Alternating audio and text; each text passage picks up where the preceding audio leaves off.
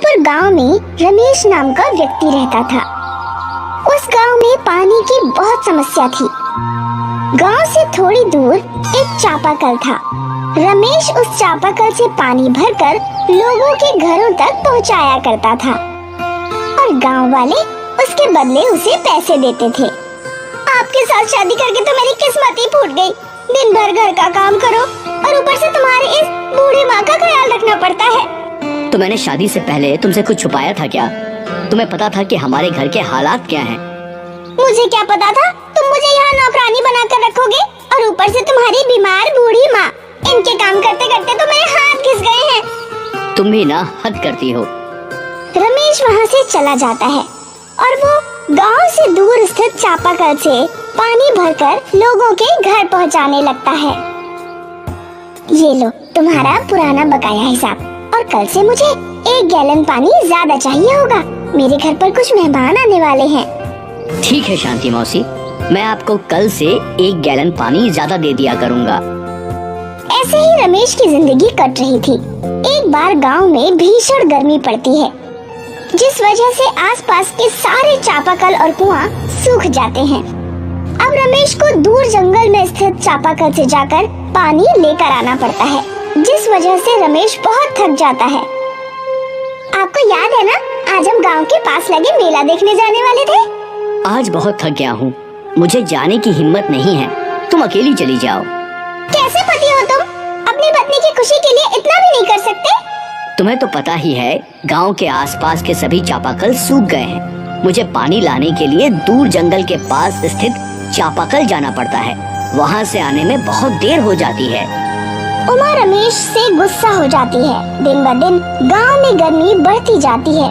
गर्मी की वजह से रमेश की माँ शकुंतला की तबीयत खराब हो जाती है। रमेश डॉक्टर को बुलाता है। गर्मी की वजह से उन्हें सांस लेने में दिक्कत हो रही है, लेकिन अगर इन्हें ठंडे एसी वाली जगह पर रखेंगे तो इनके हालात में सुधार हो सकता है। यहाँ हमें 2 टाइम का खाना भी सही से नहीं मिल पाता है और इस बुढ़िया के लिए एसी का इंतजाम करना पड़ेगा। इससे अच्छा तो ये मर ही जाए। ये कैसी बातें कर रही हो भाग्यवान? माँ ने मुझे पालने के लिए कितने कष्ट उठाए होंगे। मैं इनकी तकलीफ कम करने के लिए इतना भी नहीं कर सकता। रमेश अगले दिन से दुगना मेहनत करने लगता है और गांव के आसपास के लोगों के घर में भी पानी पहुंचाने का काम करने लगता है।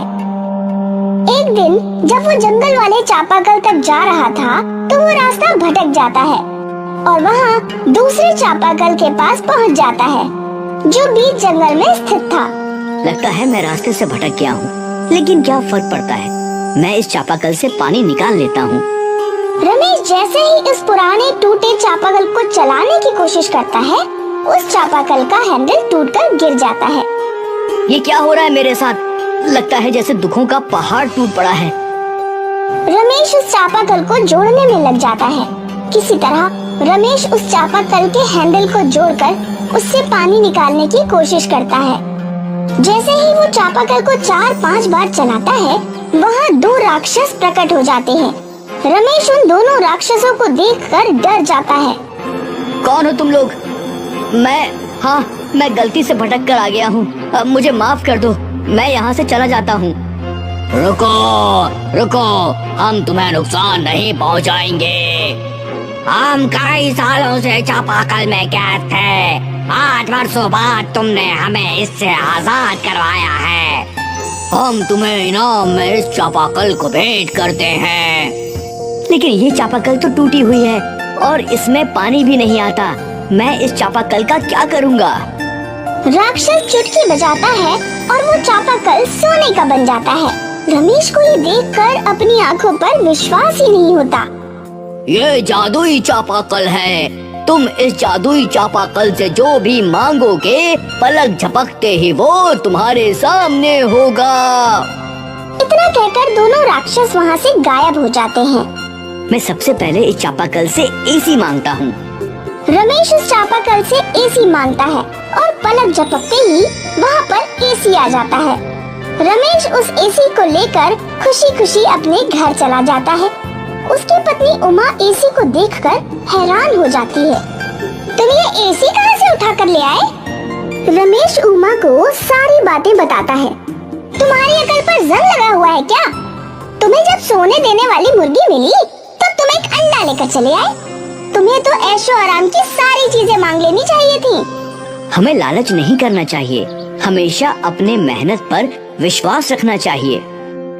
धीरे धीरे रमेश की माँ शकुंतला की तबीयत ठीक हो जाती है, लेकिन उमा के मन में अभी भी लालच होता है। एक दिन उमा बिना किसी को बताए जंगल में उस जादुई सोने के चापाकल के पास चली जाती है। लगता है यही चापाकल है।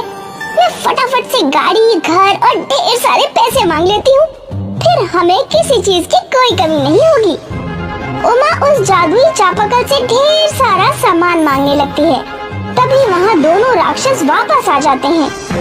अरे राक्षस भाई, तुम लोग आ गए। जल्दी से मेरी सारी मनोकामनाएं पूरी कर दो। तुम एक लालची औरत हो और तुम्हें अपने लालच के आगे कुछ भी नहीं दिखाई देता।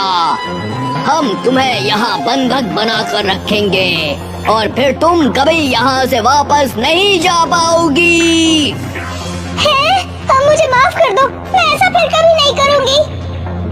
जब काफी रात हो जाती है और उमा घर वापस नहीं आती है तो रमेश को चिंता होने लगती है और वो उमा को खोजने जंगल की ओर निकल पड़ता है और जादुई चापाकल के पास पहुंच जाता है। जादुई चापाकल, क्या तुमने मेरी पत्नी को देखा है? तभी वहाँ दोनों राक्षस उमा को लेकर पहुँचते हैं। क्या ये तुम्हारी पत्नी है? हाँ, लेकिन तुमने इसे बंधक क्यों बना कर रखा है? ये बहुत ही लालची औरत है और ये जादुई चापाकल का गलत इस्तेमाल करने वाली थी, इसलिए हमने इसे बंधक बना लिया। इसे माफ कर दो, मैं तुमसे वादा करता हूँ आज के बाद ये ऐसा कभी नहीं करेगी। तुम कहते हो, इसलिए इसे जाने देते हैं। राक्षस उमा को छोड़ देते हैं। उमा और रमेश जब घर पहुँचते हैं तब वहाँ पर उमा के द्वारा मांगा गया सारा सामान मौजूद था। गाड़ी, बंगला, ढेर सारा पैसा।